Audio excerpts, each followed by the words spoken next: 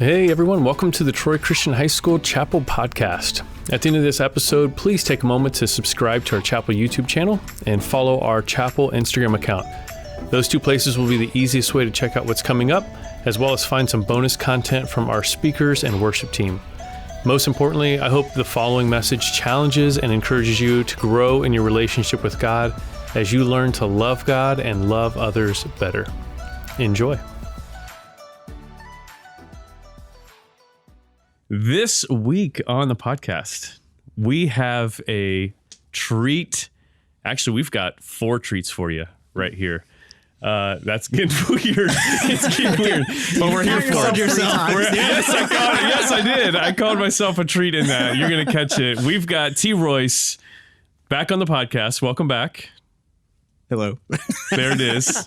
We're going to get to this. We've got Mr. Tim Jackson back on the podcast. Oh, yeah, that's right. We've got 3 of us. And wait, there's one more. Wait. With the fresh new hat today. Looking just spiffy over there. Mr. David Demuth. The man who's normally behind the mixer. He's behind the interface. I'm here every time. He is here every time. You just knows. didn't know. That's right. That is right. And he is here with the mic. We all have mics here. And we're gonna have some conversation. And it's gonna be fun. It's been fun. Yeah. You guys have missed out already on a little bit of the conversations. We just kind of warmed up. It's been a good time. But we're here. Mr. Royce over here. He's got a fresh new cut. He's cleaned up the beard. It's true. It's looking good. Back in the spring we were having the chapel online and whatnot. And there were so many students on there that were wanting you to dye your beard. Am I correct? That was the thing. They wanted it purple, right? They did. They wanted it purple or blue or something. You've trimmed it up, but you still haven't. You haven't given the people what they want. Is what I'm saying though.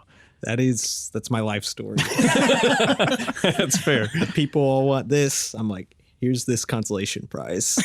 You want a dyed beard? I just cut it. So take what you got. It's a step in the right you direction. Get what you pay for. So that's right. That is right.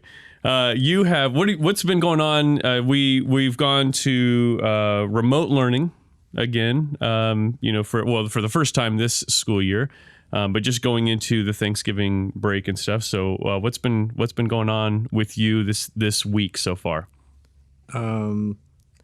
We have, my wife and I, been staying at home. We have got a head start on celebrating the Christmas season. The tree is up at the Royce house. Early. A move. Okay. I respect that though right now. Yeah. It's like, what else is going on? Like, we're all sitting at home. Yeah. Not getting COVID. And that's right. Looking at our tree with the lights on when daylight savings, the sun's down at like 4 p.m. pretty much. Yeah. So might as well turn on the Christmas tree lights and have that whole vibe for like the whole day. Take advantage of the sun coming down early this time of year. I like that. Yeah. And for those who've known me a while, like, they always say marriage changes you, and it has. It really has. Yeah.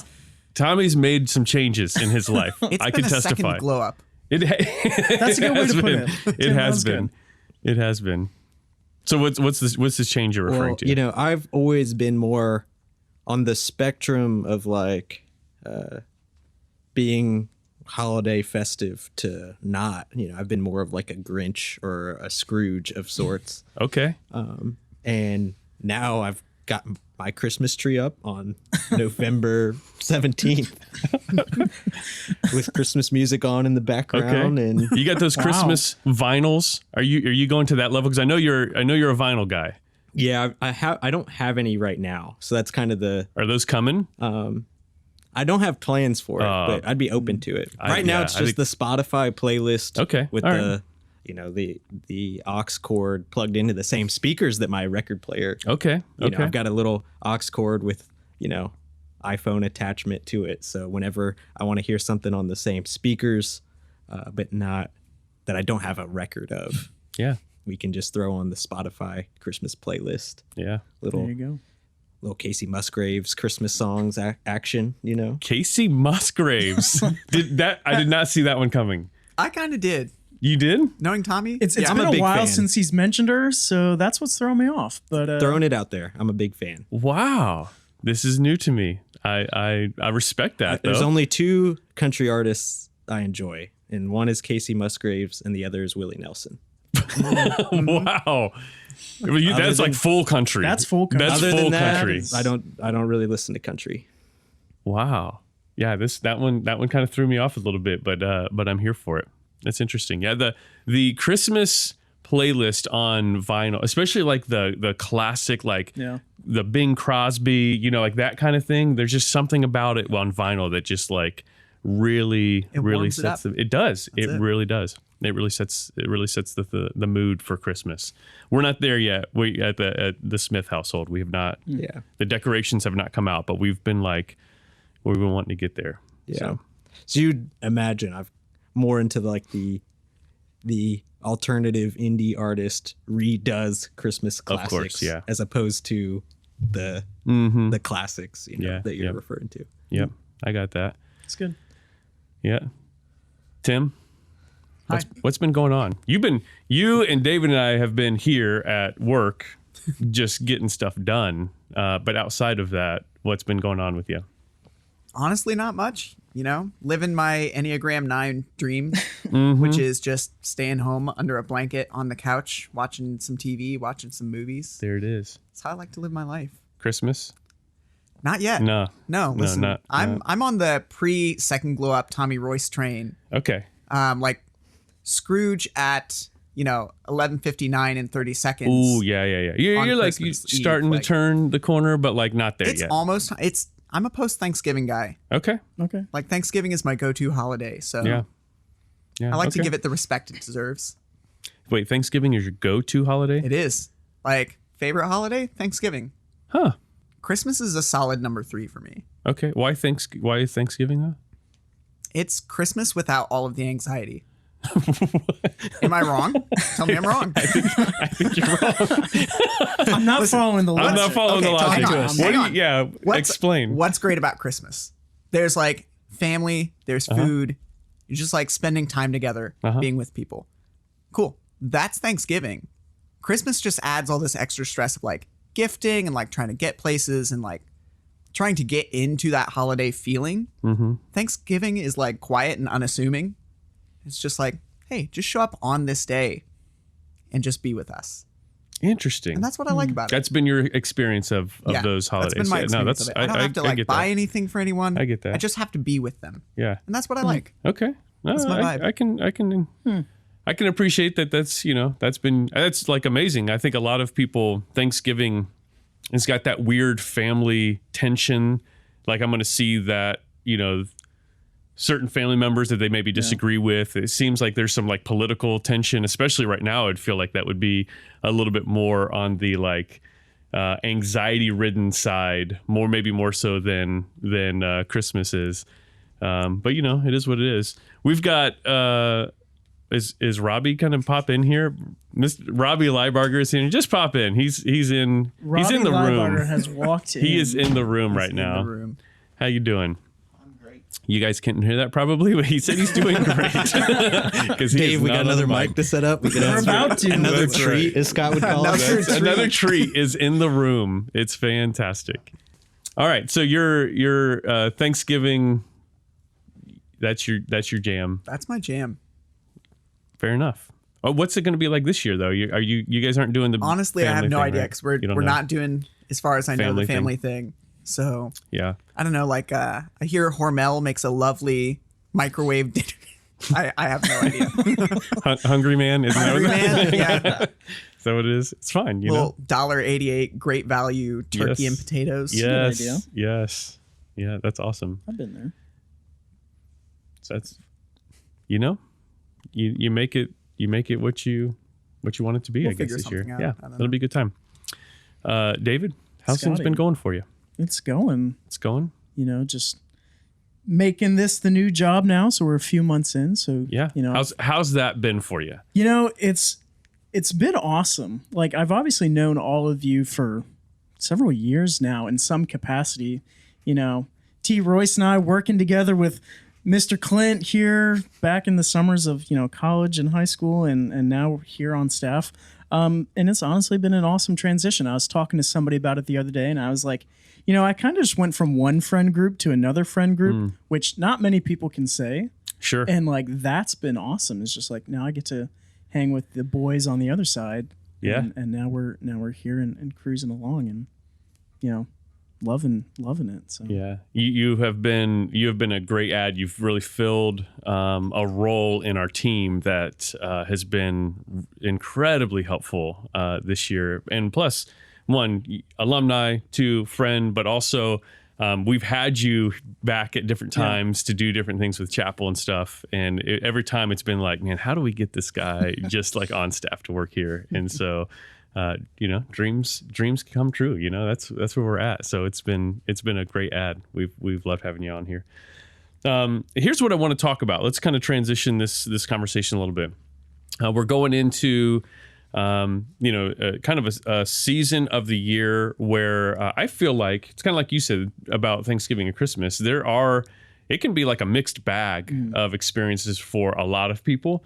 And I also feel just like there's a sense of like, just kind of conflict and turmoil in our lives. And I think it kind of leads people to feel uneasy about like, where's this all heading? What is this like? How is God at work? Et cetera. And so I kind of wanted to just talk through in your guys' life, as you have seen growth take place for you, what have been the things that you've seen God at work, you've seen growth take place in your life? What are the things that have been contributing to that? Because I really like this is a season I feel like when things are starting to get shaken up in our lives. For me, that's been a clue of like, okay, God's at work, and if I lean into this, I'm probably going to see a lot of growth take place, whether it's in my own life or whether it's in just my community or the people around me, because God tends to show up, or at least I'll say this, I see him the most. I'm more aware of him showing up in my life when things are getting shaken up. And so that has been for me, this season of life is kind of like it's kind of rough, but it's also at the same time there's this like silver lining, and that just might be my personality just trying to see something with that. Yeah. But it's also my experience with God is it's been that way. And so I just kind of want to hear from you guys, maybe just as an encouragement to people who are in this next season of life. They can maybe lean into something that you guys have experienced in terms of growth in your life, that maybe they can see that in their own. So Tommy. I was afraid you had me go first. You know I would, because we've been kind of like going around the room a little bit, you know what I'm saying? And I'll kind of jump into that too. But I just kind of want to hear like, what have been the things in your life that have caused the most growth? And it may not, I'm not just referring to experiences, obviously. It's just like, what have been the things that you have found the most growth in your relationship with God spiritually? Or even just from like a maturity standpoint, as you're just looking at like just growing up as an individual in life, what have been some of those things that have caused the most growth for you? Especially this year, with 2020 being the monster of a year that it has been, with everything going on with COVID and the everything going on culturally and politically, and I've also decided to get married this year, so it's like not just a personal life transition, but like our whole context is experiencing a lot and adjusting a lot. And for me, I think the biggest cause of growth has been a commitment to be a listener. And this isn't just listening and conversation, because most of the time I'm spending when it comes to people is just my wife in the house, and of course I listen to her as well. We listen to each other. It's a good thing. Yeah. But Pro tip on relationships out there, right there. Yeah, it's good. listen to each other. right. But a lot of people are going through a lot, and a lot of people are sharing publicly what they're experiencing, what they're learning, what they're processing. And it has been valuable for me to be a little more intentional on listening to people's stories. And so whether it is people who are, experiencing things related to the pandemic, or people experiencing things related to, different things going on in our culture and our society, I think kind of taking more time to not be as quick to say, what do I think about this?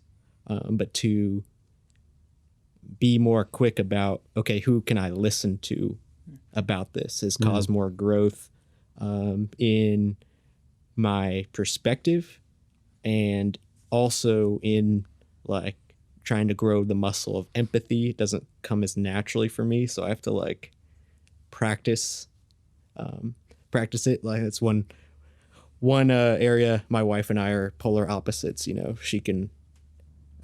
She's very quick to be empathetic for someone who's hurting, and I have to kind of really put some effort and energy towards feeling empathy, and so I have to be more intentional about it. And so this year I'm trying to listen more, in hopes that I can become more empathetic, in hopes that I can have a Jesus's response, or Jesus's call to us is to love our neighbors and care for the least of these. And there's so many times where Jesus's miracles happened, it says that he was moved to compassion and then he acted. And sometimes I think my default is to just act because I know it's the right thing to do, or and I don't want to skip that step of compassion.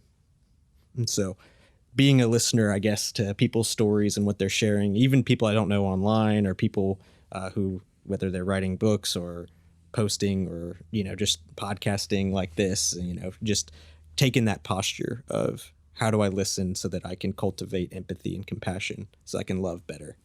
I feel like it's been the theme of 2020 for me. Yeah, that's really good, man. And I think that's so what's kind of clicking for me is what is growth? Like where growth is a movement. It's moving towards something, right? So you as you're kind of describing that, it is okay, how growth for you, as you just described it, is moving to act, to live out your life in a way that more closely resembles what Jesus lived. But you're really keying in for you is that step of actually being moved by compassion and listening to people. And that growth is you're being intentional about making those steps this year. Man, that's so good and needed for everyone. I think more than ever that the listening part of the listening muscle, if you'll say, in our relationships with each other seems to be kind of lacking. I feel like a lot of people are just talking. I feel like it's the way that we listen is so different than it should be. Yeah. Even people that claim that they're I'm listening to other people. There's this aggressiveness to it nowadays of I hear you, but you need to stop. Yeah. Not I'm ready to receive whatever it is that you have to say, and I'll kind of work through it and process it later. I feel like there's a readiness to shut people down when we listen these days. Yeah, it's a defensive posture. Oh, absolutely. When we're listening oftentimes, yeah. Quite frankly, it's a lack of humility. It is the assumption that I am always right. I have the answers. I have the right perspective on this, and I just need to defend it. What are the how many parents have to deal with teenagers who the teenagers are so confident that their view of what they're experiencing sure. is the objective way of understanding it and how they're going through it. And you're like, you just don't see the big picture. You don't see this perspective, but you're just caught up in it. And I think we assume we can never be like that. I mean, but if God is as big as he is, we're, much less mature than a hard-headed teenager in that kind of, in the context of the world. Yeah. No, that's good. That's good. Tim, what's been the things that have been, causing growth in your life, spiritually, maturity, whatever that's been for you, whatever those have been? Well, I feel like it's funny. One of the big things, especially as I was younger, was that thing of listening. Probably the biggest life change for me, which is for a lot of people, is college, right? And I could not be more grateful that I didn't go to a Christian college, which is ironic coming from a Christian school teacher. But, I left Troy Christian with this view of the world, with this one perspective. And I feel like going into a school that was not Christian, that challenged it for me. And it's funny because we tend to think that only Christian people, only the people who understand life from this Christian perspective are going to have truth that they can impart to us. And really, I believe God's handed everyone a piece of the truth. And it's up to you to listen and to find that in whoever you're speaking to. That doesn't mean that everything they say is truth. Right. But there's certainly a piece of it. And when we begin to kind of deny that in other people, we deny a piece of the truth for ourselves. We don't get to glean that. We don't get to take that in. And it locks us in from hearing anything that might cause us to grow. So for me, it was a lot of the conversations I was having with friends of mine in college who were not Christian, who didn't believe what I believed. And then as a result of that, I was asking myself the question constantly, well, what do I believe? How do I know any of this? And what is true about all of this? And I think that's maybe the best question you can ask yourself is, could I be wrong? Because in asking yourself that, now you have to find what's right. And the searching is the important part of this. The more that you're out there and looking for the truth, the more you're going to find it. Yeah. It's good. Being challenged in your perspective. And that's scary for people. It's terrifying. It's terrifying. It's the quickest way to lose your sense of identity. But sure. I mean, isn't that what Christ asked us to do? Yeah. Was to lose our sense of identity and gain a new one in him. Yeah, that's good. David? Yeah. I feel like it's been a season of kind of repersonalizing my faith and kind of going back to the basics. Obviously, I was at a church before coming here, doing worship and doing services all the time. And I think it was pretty easy to get lost in the routine of it and realizing we're doing worship every week, we're doing services every week, I'm hearing a message 4 times, that kind of thing, but never personalizing that in my own relationship, in my own faith. And so when the whole pandemic thing struck and we ended up at home and doing all that deal, there was this excess amount of time of things that I had been distracting myself with, of just either socializing with people, going out, doing whatever. And now I have this huge chunk of time that I have to fill with something. And there began to be this kind of void and latency in my life of just I've got to find something to fill this. And it really ended up turning out to be that my relationship with Christ and my relationship with a community of believers was not as solid or even there as much as I thought it was going to be there. And so over just this season of now, getting engaged and seeing where you all are coming from in the marriage perspective, and then just leaving my job and going through that transition, and then other personal transitions just going on. It's just been this season of growing up in the church. I went to a Christian college that, Christian might be a loose term, but, went to a Christian college, worked at a church, now work at a Christian school. but realizing that like the foundation is not always as solid as I think people think it is, and it wasn't as solid as I thought it was, just being continually surrounded by like theology, continually surrounded by Christian principles, continually surrounded by people, I mean, you guys included, that, you know, have the ability to pour into that, realizing that like my own foundation on a lot of these things just wasn't there. So it's been a huge season of growth, trying to get back to the basics, trying to learn to pray more intently, learn to be like even just reading the Bible, devotion, listening, like more broadly rather than just this kind of narrowed focus that was like, well, this is what's available, this is what I have to do.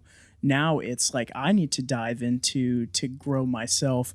And it's just been a lot of going back to the basics of re-solidifying the foundation that was there and building on top of that, just going into this next season of life. Just obviously change is happening all the time, and just really preparing myself, not because I like have to for a job, but because I want to, because there's value.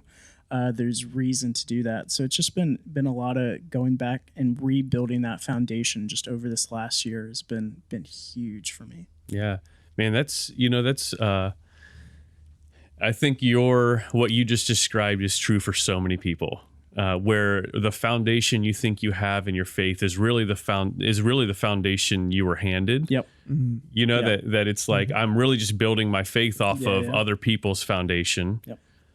Which then kind of gets shaken pretty easily for you because it's not your own. But you don't question it because you just like, especially if you grow up in it. Yeah. It's just like it's always been there. And I think that's what makes me a little nervous for like people who grow up just in Christian school and Christian homes and Christian church. That they never and this isn't everybody, because I know students who've come up through here who like own it early on and they search early on and they build early on. But there's a lot of them who just accept what they've been given. They just accept like, okay, I've got Bible class, I've got church, I've got chapel, I've got, you know, maybe my family does devotions at home, but it's very much being like spoon fed everything. And then when it comes, so it's like, okay, I've got it all. Like I understand. I remember going to a Christian college, going into theology and thinking like, I already know it all. You know what I'm saying?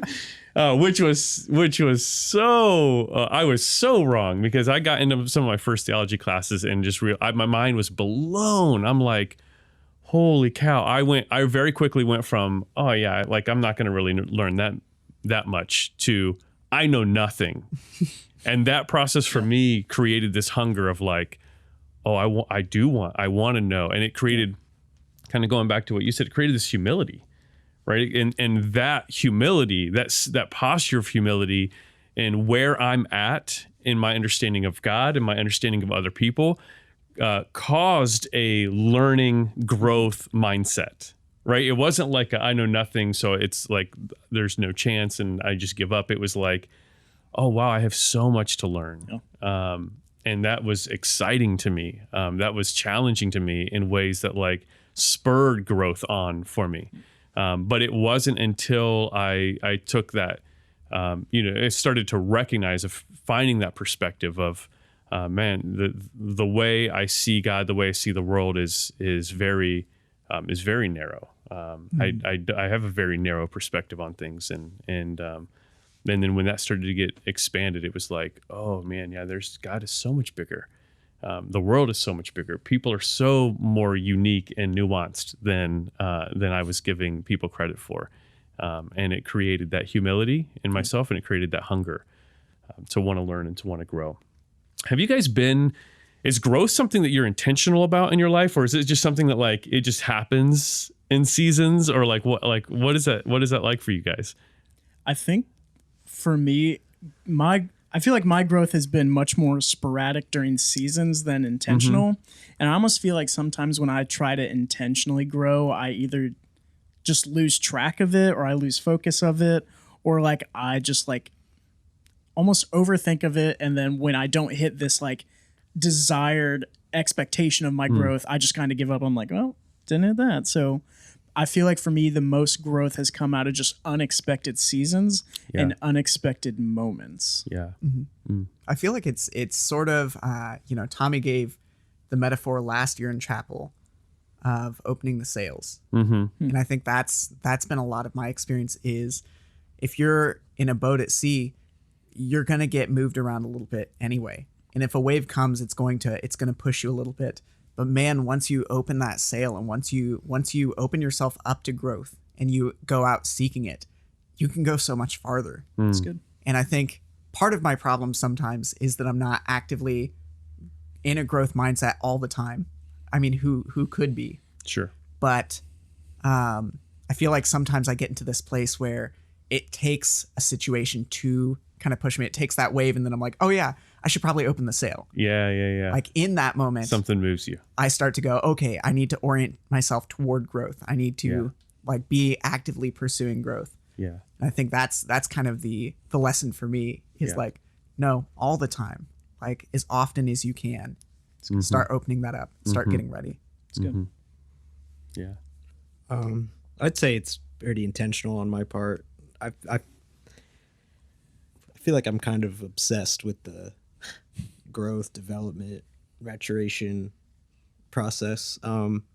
Especially, working in, I'd call my work ministry, and it's pretty common for people in ministry to be focused on like reaching the lost and reaching people who need to be born again. And I have often not found myself kind of fitting my skill set, not necessarily fitting that. But the part I feel like I more so focus on, not just in myself, but in others, is not trying to stir someone to be born again, but what do you do once someone is born again? Because we shouldn't, stay in that, using the metaphor that the scripture uses of being born again, of starting your life in your faith with Christ.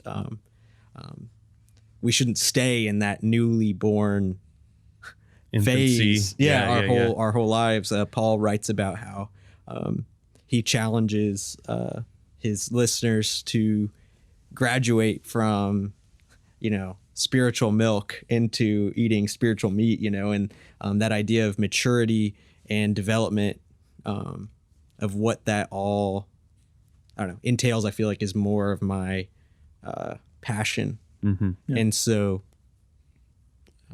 I think it's easy to, for me, I'm very often like, I remember, like you use that example of being in college and feeling like it all, and I remember that mindset for myself too. And I remember also being in college and one of my professors saying, when you get this degree in theology, at the end of it, you're just going to realize how much you don't know. Yep.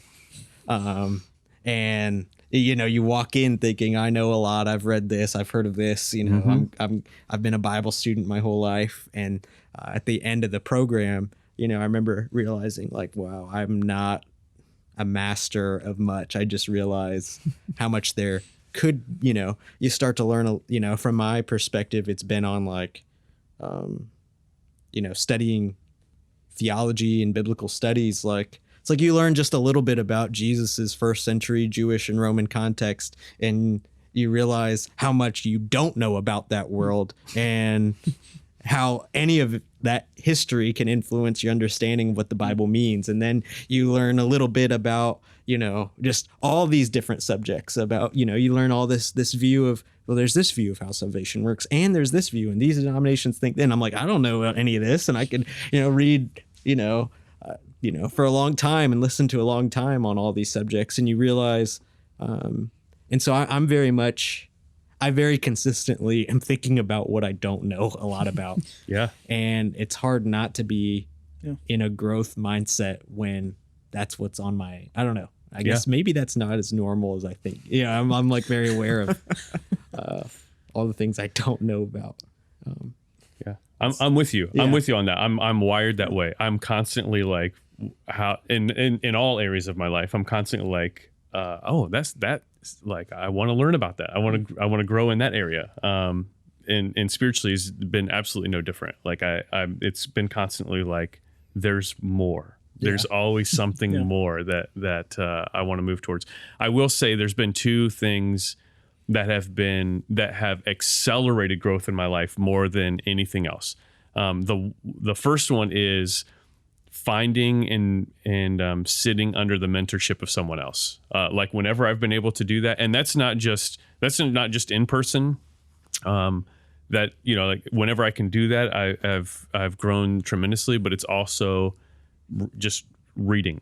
It's also just like finding how people have taken scripture and understood scripture and started to read that stuff. In high school, I'll take you back. Junior high, elementary school, Book It Club. Boy, man, I tore that Book It Club up. You know what I mean? Did you get the Book It pizza? Oh, of course, every time, right? I loved reading. And then something happened in junior high, you know, in high school where you're like, I hate reading. And how many people are like that, junior right? High, third grade, you know, whatever. And then in junior year, right, junior year of high school, I started reading some books that I was like, oh, wow, this is actually interesting. And I realized it's not that I hated reading. It's just I wasn't finding the stuff that like lit me up. Right. And once I found that, it was like it opened up, and then it opened up reading again. But it's kind of like when you develop a taste for something like food, and you're like I used to hate vegetables, you know, growing up or whatever. But then you find one that you kind of like, and then all of a sudden it starts to like expand your taste, you know, and that's what it was. I found some authors in high school that I enjoyed reading, and all of a sudden it opened up reading to me as a whole. And now it's like it would take a lot for me not to enjoy even a book that, you know, I don't necessarily like. I'd still like, I approach it like, wow, I've got something to learn here. So that's been huge. And the other thing is when I started teaching, like when you move from like just taking it into, to like, okay, now I'm trying to get somebody else to understand this. Mm-hmm. Your level of, you grow way more than the people that you're teaching grow. Right. It is that thing Tommy talked about of like, now I realize how little I know. Yep. Yeah. When you have to say something for, you know, 40 minutes a day as a teacher, you know, like, absolutely, especially teaching, you know, like Tim, you teach video, like in film, and there's so much to be said about that. And there's a lot where I'm going, oh, I know this specific thing and that specific thing, but I forget so much of what I've learned about this. I need to go back and do some reading myself in order to teach this thing. Yeah. And same here. I just want to talk about reading for a second, because I love reading. I also I didn't even like reading was my worst subject in elementary. My reading, like I remember like getting A's on everything was fairly easy for me except for reading. And now, like by the end of high school, it was totally flipped where, because junior year of high school or so, about the same kind of story as Scott, like started finding authors I liked and started to actually like thoroughly enjoy reading by, you know. So anyways, my point that I wanted to bring up is how right now a lot of people are learning on social media. You know, like I feel like half the Instagram stories or tweets that I come across are like there's the people who only post like personal stuff, and then there's the people who like only post like educational content.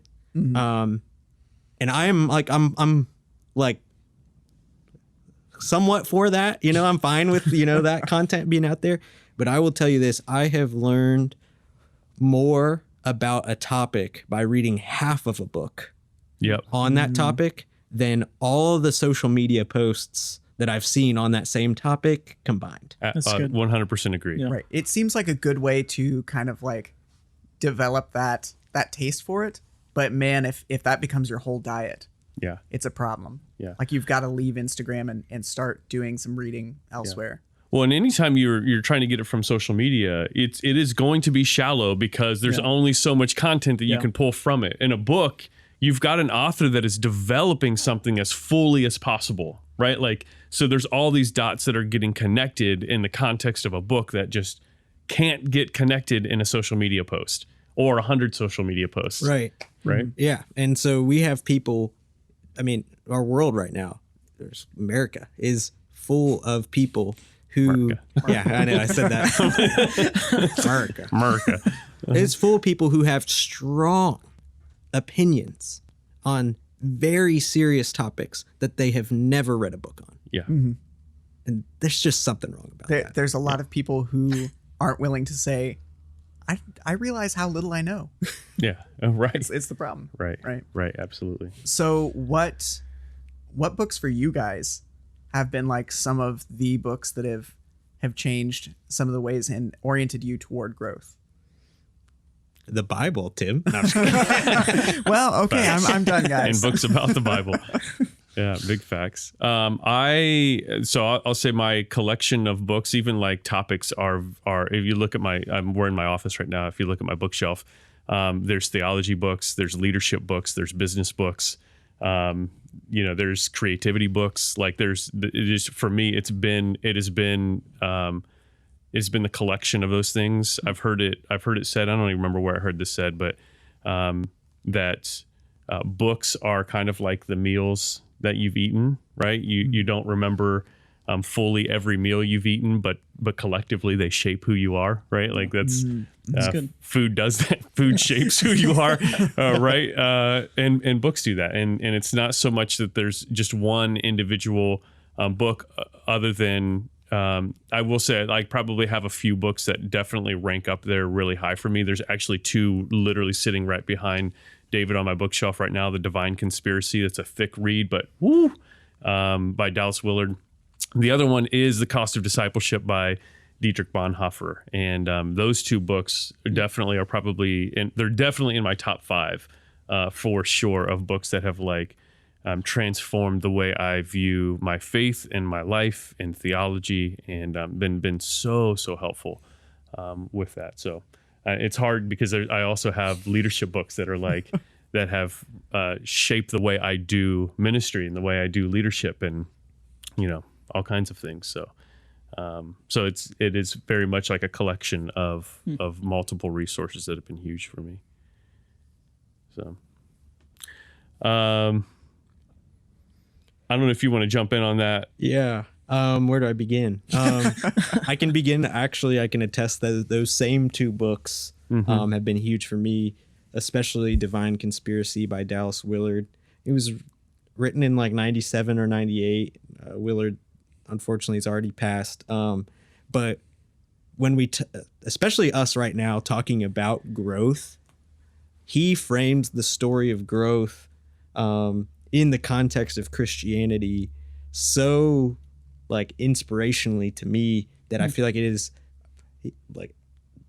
that book and Dallas Willard as an author has very much put growth on in the center of my mind, so much so because the way he it's a book on Christianity, and the way he talks about Jesus's ministry and how Jesus talked about the kingdom of God. He talks so much about how the life that Jesus offers us, a life of love, a life of joy, a life that lives out the Sermon on the Mount, is a life that we can, if we put ourselves in a position for God to transform us, we can grow into a life that honestly reflects the life we'll have in heaven, becoming genuinely Christ-like people. He talks about how one metaphor he uses based on Jesus's teaching in the Sermon on the Mount of a good tree bears good fruit and bad tree bears bad fruit. And he talks about how our an apple tree does not have to use willpower to produce apples.